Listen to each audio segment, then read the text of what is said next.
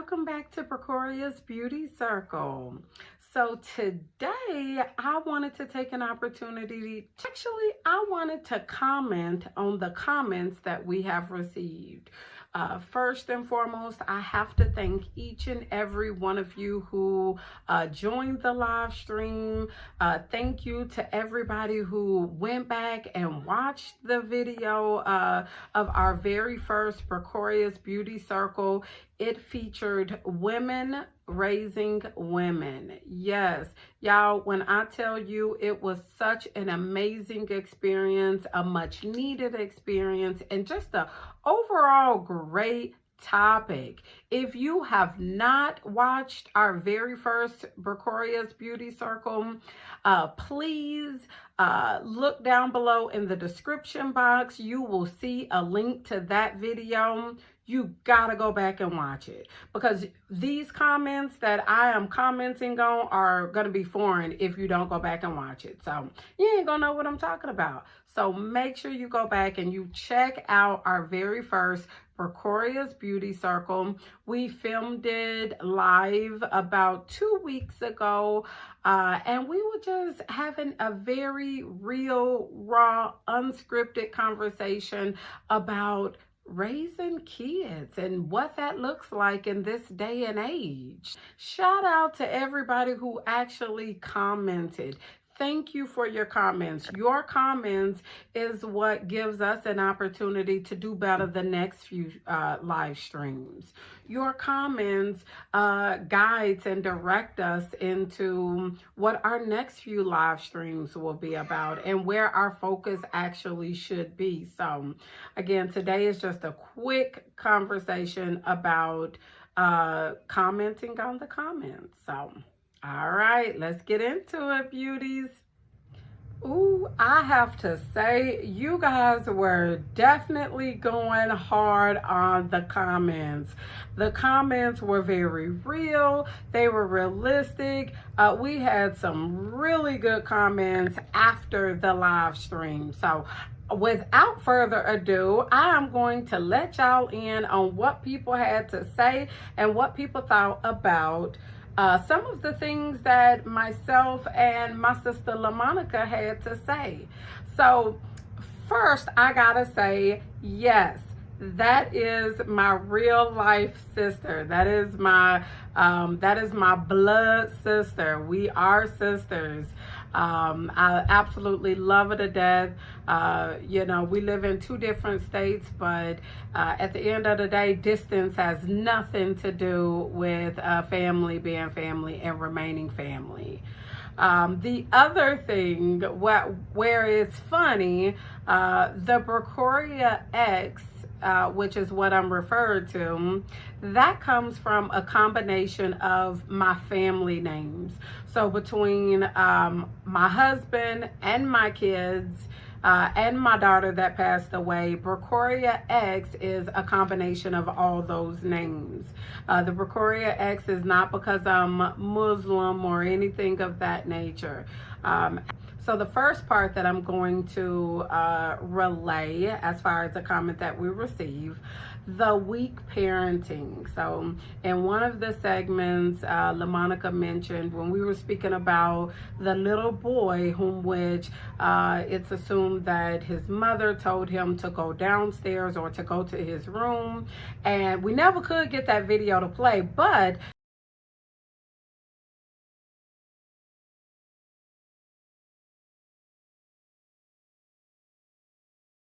the little boy, I paraphrased how the little boy basically cussed out his mother. F you, go F yourself, you effing B, and just, so I commented on that during the video, and in response, LaMonica mentioned that this parent became a weak parent. And so our viewers, the comment that was received basically was saying, how could we call this woman a weak parent? And so I wanted to comment on, you know, when we said that this parent was a weak parent. anytime you have your kid speaking to you in a manner in which that little boy did, cursing her out and blatantly disrespecting her, that is a weak moment in your parenting. We may not call you per se a weak parent, but that's a weak moment in your parenting. And to be honest, as parents, we all have those weak moments. We all get weak for some reason or another. Or we all run into those moments where we're just not very strong in those areas. But it's not to say that you're necessarily a weak parent. And to be honest, I think this is again where LaMonica said it best. You know, sometimes our realizations get swept under the rug because we don't want to offend people. For me, I have to be very honest to say there are moments in my parenting that I became weak. Whether it is no fault of my own or it is fault of my own, there are moments where I became weak in my parenting. And the first way to correct it or to fix it or to mitigate it is to first acknowledge that, yes, I'm having a weak moment. Whether I'm financially weak, whether I'm spiritually weak, whether I'm mentally weak, there are moments where we as parents become weak. Whether our kids are evolving and transitioning, yes, we do have weak moments, and it is okay to state and acknowledge that you are in a weak moment. So baby, guess what? My sister had it right when she said this parent was in a weak moment. Because when you got kids talking to you and blatantly disrespecting you in such a way, yes, I would say that is a weak moment.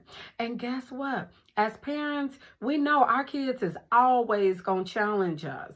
When they little, when they big, they gonna challenge us. And the most important part to being challenged by our kids is how we respond, right? So that's where we as parents have to nip those challenges in the bud right away. Whether it's our kids challenging us, telling them no, or they can't have something. Your kids are always going to challenge you. But we just have to remember that as parents, the single most important piece to being challenged and to ensure that we don't become that weak parent is to make sure that we respond appropriately, immediately, and early on. Because guess what? When they get too big, when you allow them to drift too far away, you lose control. So it's best to respond appropriately and timely right away. Nip all those challenges in the bud and show them who got the upper hand right away. So again, my sister had it right on that one. That was a weak moment, especially if this little 4 or 5-year-old is talking to you like you are somebody off the street. Yes. So I got a few more comments that I am going to just go through and read. So we have another person who basically said, discipline is love, and that is correct. Many of us grew up hearing spare the rod, spoil the child, and I totally agree. But I think discipline, for me, discipline takes multiple forms. There are some parents out there today that practices gentle disciplining. There are some parents out there that still believe in a good old-fashioned butt whooping. I don't think either way is right or wrong, because I do think discipline is a combination. I think we said that during the live stream. Discipline takes a combination. There are moments, even in my parenting, there are moments where I can say majority of the time, depending on the situation and the scope and severity of the situation, if it allows me to exercise gentle parenting, I totally will do that.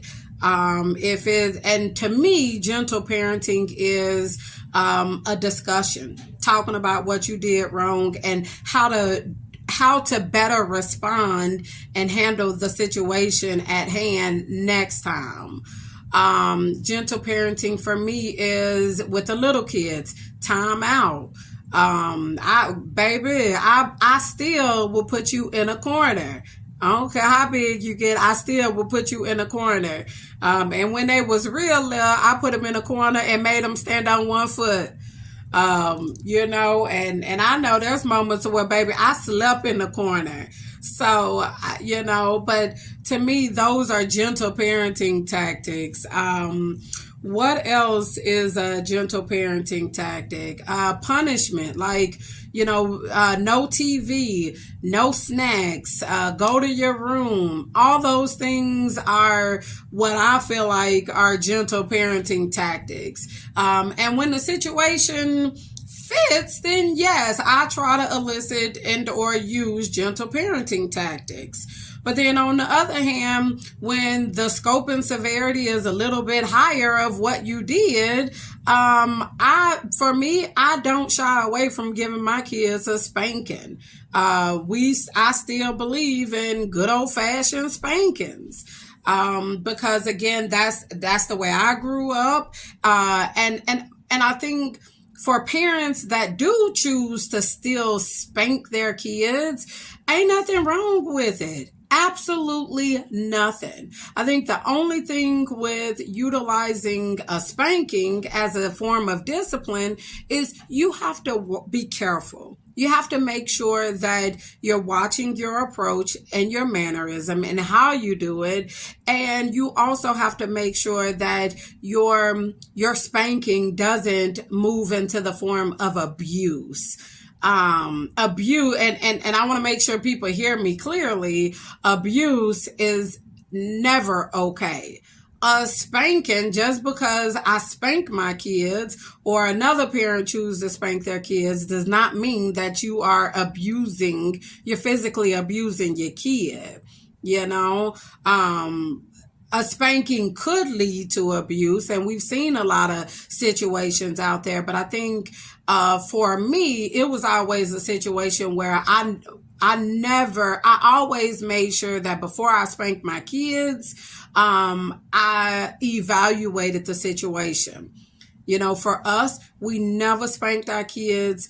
And I don't recommend people spanking their kids when they're really upset. There may be moments where I have to calm down, or I advise people, calm down. If you really fuming and upset, calm down, collect yourself before you go trying to give a spanking, because your emotions have to be in check before you go trying to whoop somebody. Because yes, your emotions could get the best of you, and you could cross that line of a spanking versus abusing your kid. There are situations where there are certain things I just don't feel we should ever do to our kids, in the form of discipline. So either way, however you choose to discipline your kids, that is totally on you. Whether you gentle parent, utilizing non-physical tactics, or whether you spank them, whatever works for you. You and your household. But I would agree, discipline is love. And sometimes love comes in the form of tough love as well. It's a fine line between tough love and enabling our kids.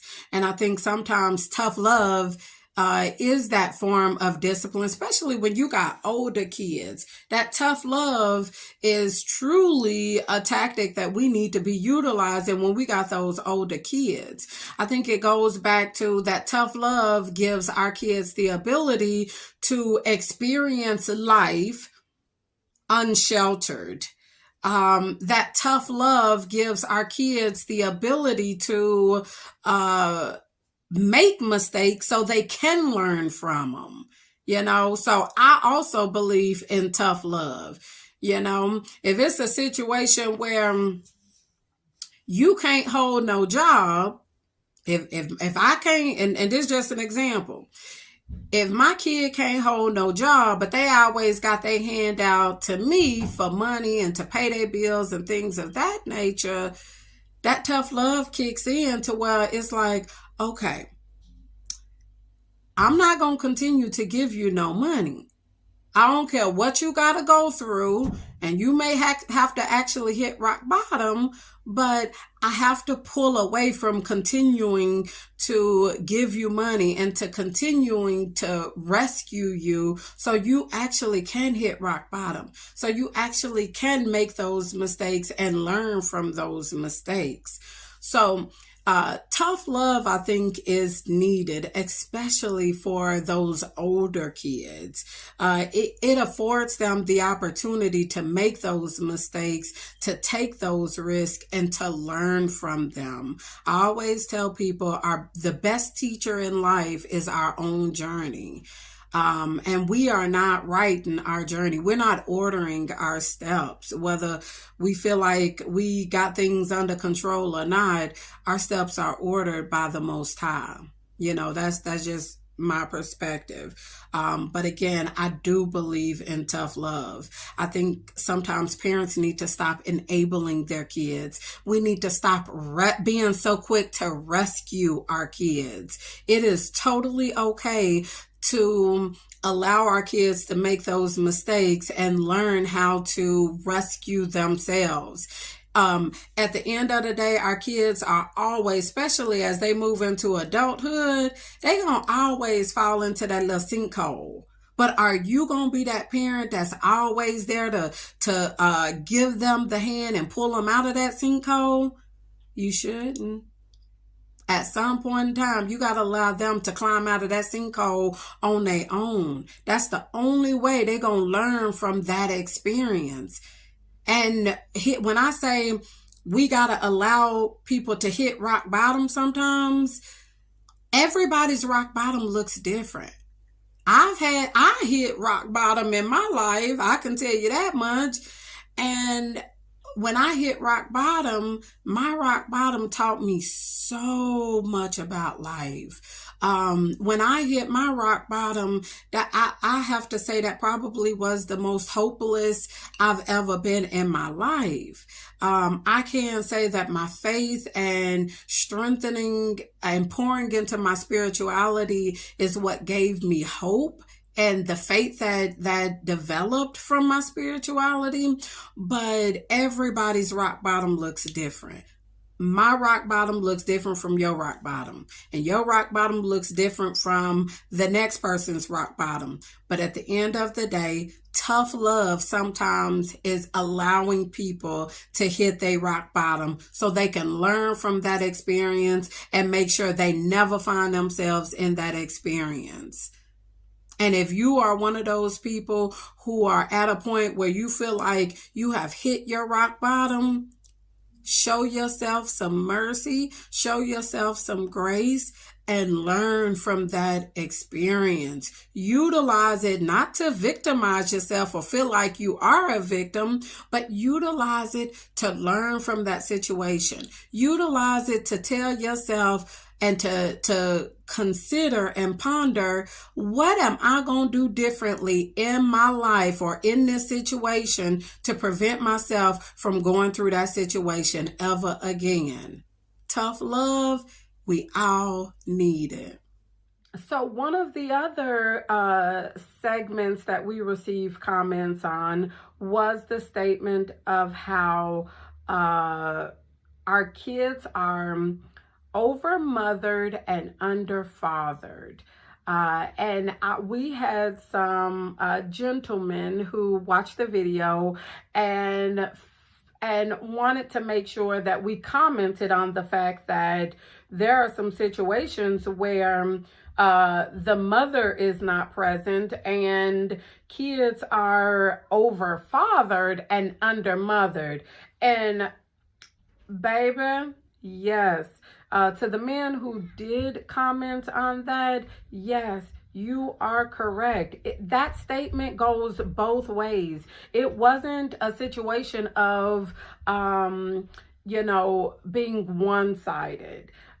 You know, and I'm not one that like to comment on statistics and what have you. You got some people out there that may say, well, statistics say that the fathers are most often not in the home versus the mother. And you got some people that may say the mothers are often not in the home versus the fathers.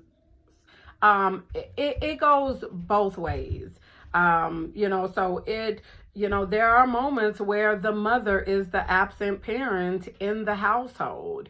You know, so I totally agree. You are correct.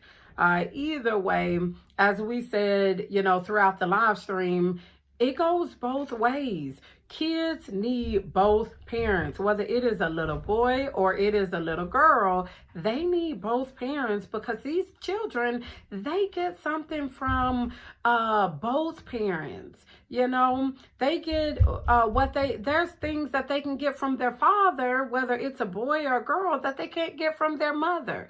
And the same is true whether it is a boy or a girl. There's some things that they may get from a mother that they can't get from a father. You know, the one thing I'll say, it is a lot of single parents out there, both men and women. At the end of the day, do the best that you can. Do the best that you can. It is not easy being a single parent. There's a lot of things that you go through. And even though it's not your intent, sometimes there are situations where we overmother or we overfather our kids. And there's some moments where we all get weak and we don't give them enough of something that we feel like we should have. In those situations, don't feel bad. I personally can say in the 3 kids that I've raised, there are moments where I've became weak. There are moments where I've overmothered both my sons and my daughters.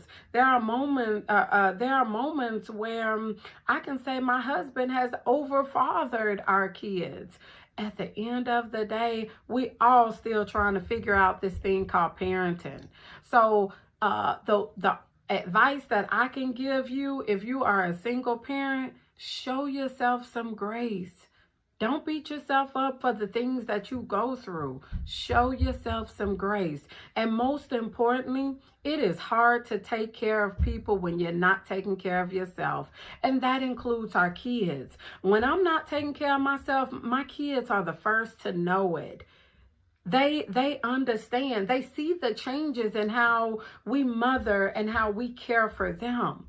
So again, if you are that single parent, show yourself some grace. Know that you have somebody who is willing to be your village, whether they are part of your family or not. Make sure that you understand that caring for yourself also means caring for your kids and the people that you are raising and the people that depend on you. So we had a lot of people who wanted to jump in on that whole judging folks and that whole judgment conversation. Ooh-wee, it was such a hot topic. So I know we went far in detail on the live stream, so I'm not going to touch on it too much. I will relay some of the comments.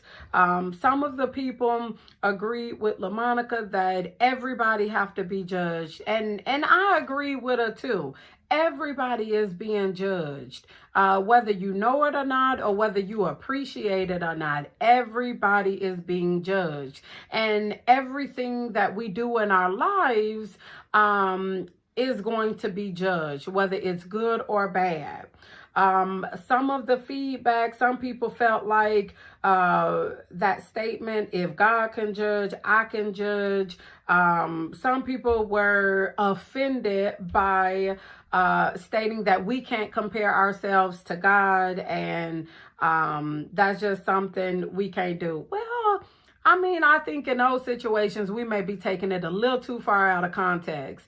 Nobody in that whole judgment conversation or judging conversation was trying to compare themselves to God. I think we both are spiritual women. We know we can't compare to God.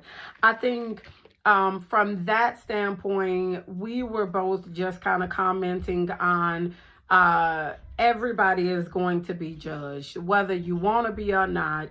And then from my perspective, I was just saying, when we judge people, there's such a negative spin on it. It leaves such a negative taste in people's mouth. I think what we really were trying to say is our actions come with consequences. And the way we choose to behave and the things that we do,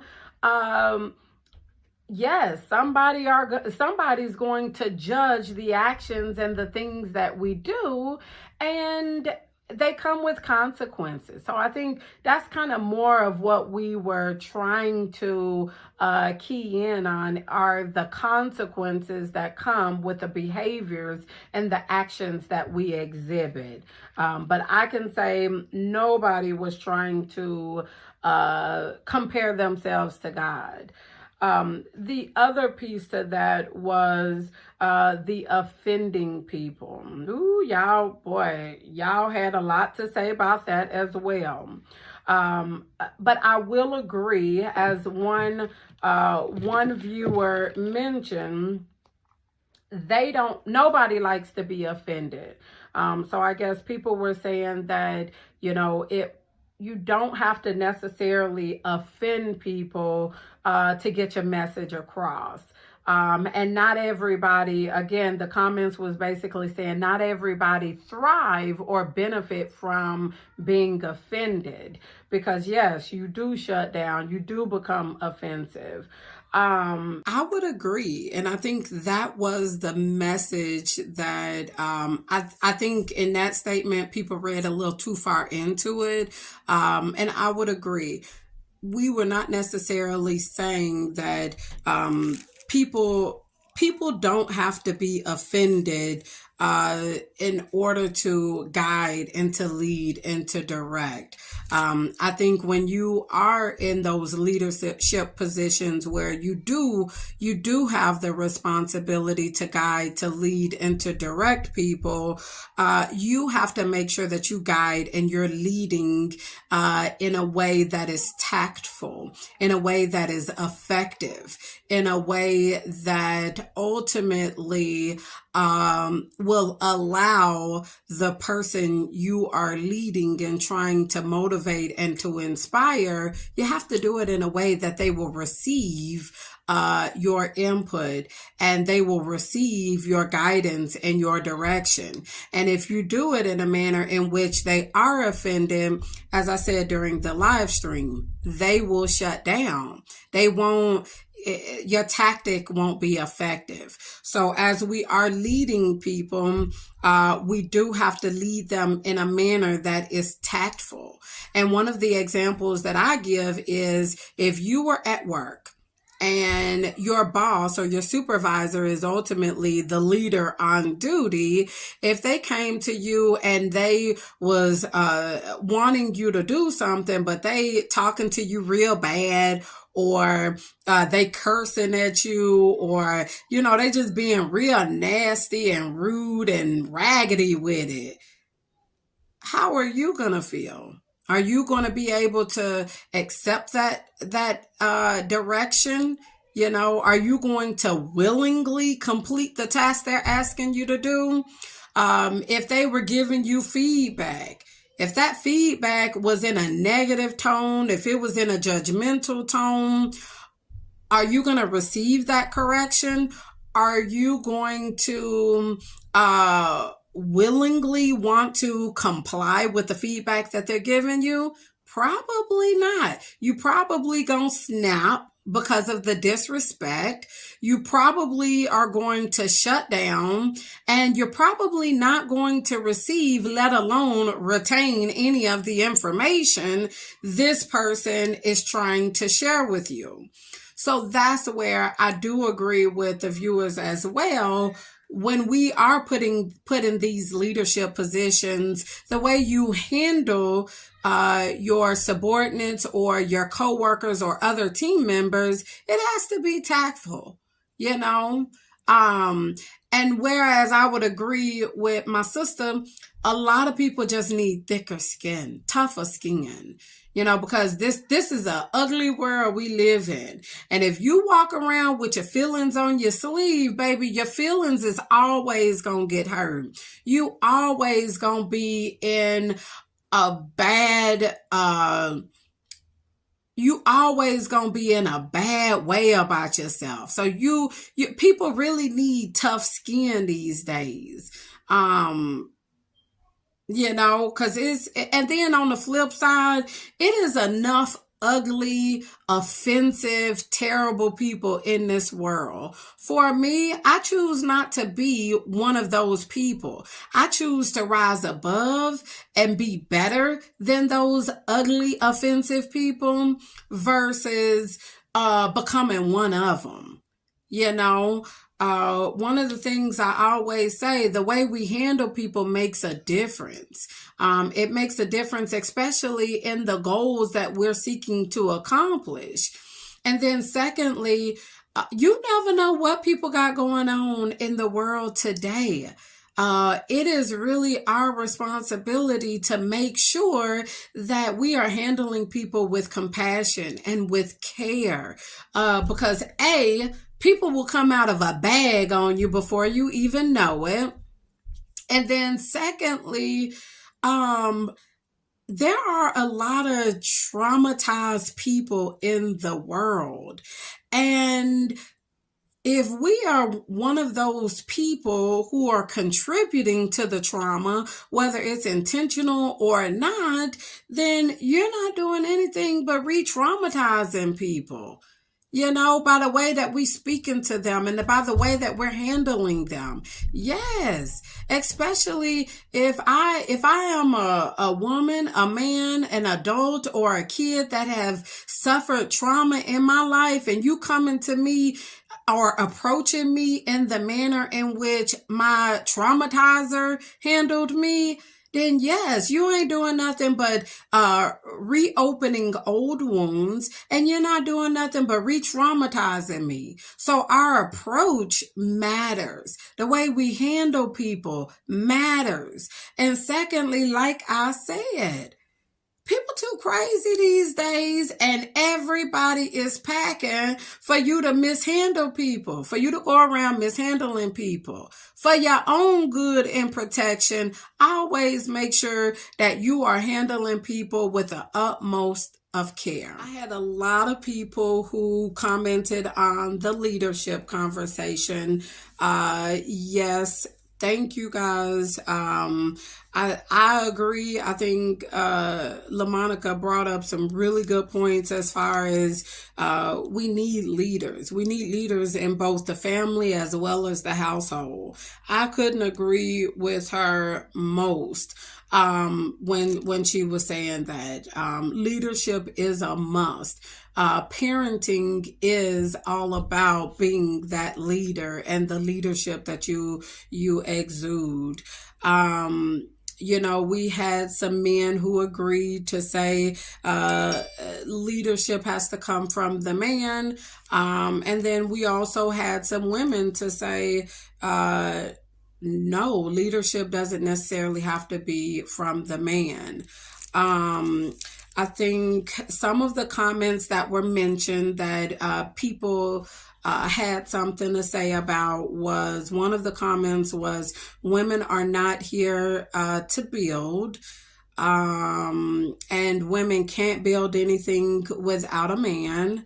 I think one of the other comment that people commented on frequently was the statement, leadership starts with a man. And I think I'll tell you, most of those women were women, and I agree with both points. I agree with my sister as far as leadership and the man's role in leadership. And then I also agree with some of our viewers and the commenters, because it don't always take a man. I think my perspective is and I'm trying to make sure I tactfully address what I think. So from my perspective, and I read my Bible, I am a believer. So I do believe and I agree where the Bible says that the man is the head of the household. So I think from a leadership perspective, being that the man is supposed to be the head of the household, I agree with a lot of LaMonica's statements as far as the man leading the household and needing to build with a man. Do I agree that a woman can't build without a man? No. Speaking as a person who identifies as an alpha female, I'll say I appreciate the support that men bring to building a foundation or building something, and in this situation, building the household. I appreciate having an opportunity to build with my husband, with a man. However, if warranted, and if I was put in that situation where I had to build on my own, I can't say that I wouldn't be able to do it, because there are a lot of single mothers out there who have taken care of their kids and have built a household just amongst themselves and have done a dang on good job at doing it. So I agree, because from one standpoint, I do also hold the belief that the man is the head of the household. And being the head of the household, that man has to be a leader. One of the traits and the characteristics that I knew I needed in a spouse was I needed somebody who could come and take care of the household. I needed somebody who could come and lead their household and run their household. You know, I don't want to have to do that. I want to be able to support my husband in leading our household. And this is probably for another our relationship topic, but I too am one of those women who can say I submit to my husband. There is a level of submission to my husband because he is my husband, and I do view him as the leader and the head of our household. But again, things happen. You know, whether it is a widow situation or a deadbeat situation or just an absence for whatever reason, because there are legitimate absences that forces a woman to have to maintain her household on her own. By no means do I discredit the power of our women today. By no means do I think my sister LaMonica was attempting to discredit women. You know, so I think we may be looking too far into that statement. You know, I think that's a whole topic, you know, the man versus the female. I mean, we could sit here and go into gender wars, but I think some of the women just kind of seemed like we were discrediting the power of the woman and what they bring and their strength. And by no means were we trying to do that. In those segments, it truly was a situation of, you know, the man being the head of the household, and yes, naturally needing to be able to lead, but women can 100% lead. And I think that in this day and age, I think Kamala Harris being the first female vice president, you know, Michelle Obama, Oprah, I think there are women out there who are breaking barriers. There are powerful women out there who are showing our generation and our society that we can also lead. We can take these leadership positions, and sometimes we can lead better than these men. So I don't necessarily think leading and leadership and being that leader is gender specific, because I think there are some men who make great leaders, and I think there are women who make great leaders. I personally think it is specific to the individual. You know, there are some people out there who are just cut out to be leaders, and there are some people out there who are just not cut out to be leaders, and that's okay. Like LaMonica said, you're gonna have some leaders and you're gonna have some followers, and if I take it a step further, you also gonna have those implementers, those workers, people who actually get the job done. So you know, I don't think leading is gender specific. And the other piece about the leaders, I think having leaders who lead, who utilize different tactics, and is healthy. Having leaders who are very different in perspective, personality, approach, I think that is healthy, because our approach and how we all lead and our tactic, we complement each other. As a collective, being the differences that make us unique and different as a leader, as a collective, we complement each other. You know, if you're good in A, B, and C, and I'm good in D, E, and F, then we can put that together, and hey, we got a phenomenal team.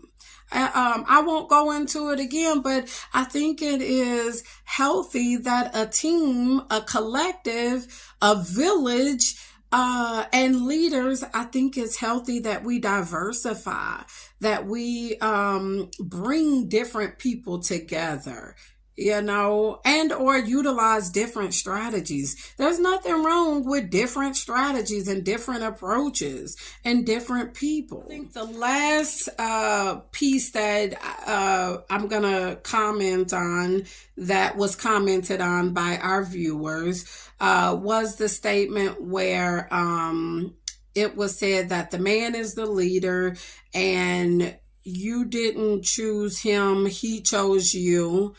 I think our viewers, and one viewer stated that, and they felt like, you know, women who hold those perspectives and those views, especially to the extent where we feel like we have to shut up when they're speaking, as a woman, they felt like those were probably views that developed over the years and due to some of the experiences that we've had as women with men. And I can't agree more. I will say, yes, our perspective of men and our view of them are totally based upon our experiences, first and foremost. But I see it a little bit different. And yes, we already said it's okay for us to have a difference in opinion, but I see it a little different. And when I look at me and my husband, I don't feel like he chose me, and I don't feel like he chose me. I feel like we chose each other and we choose each other. So whether you're dating or you married or whatever the case, I think my perspective, and some people may see it differently, but my perspective is that we choose each other. You choose me and I'm choosing you. It can't be one-sided, because you can't choose me. I can't marry you without saying, yes, I do. I choose you as well. That's not the way it works. You can't just walk up to me and say, hey, baby, I'm yours. You mine. You know, you mine now. No, it don't work that way. I have to say, okay, I'm willing to be yours. It don't work that way. We have to choose each other. Matters who make the first move, whether you say I choose you and I in reciprocation say yes, I choose you too. It don't matter who make the first move, but at the end of the day, we have to choose each other. And as long as we are together, that means we're choosing each other.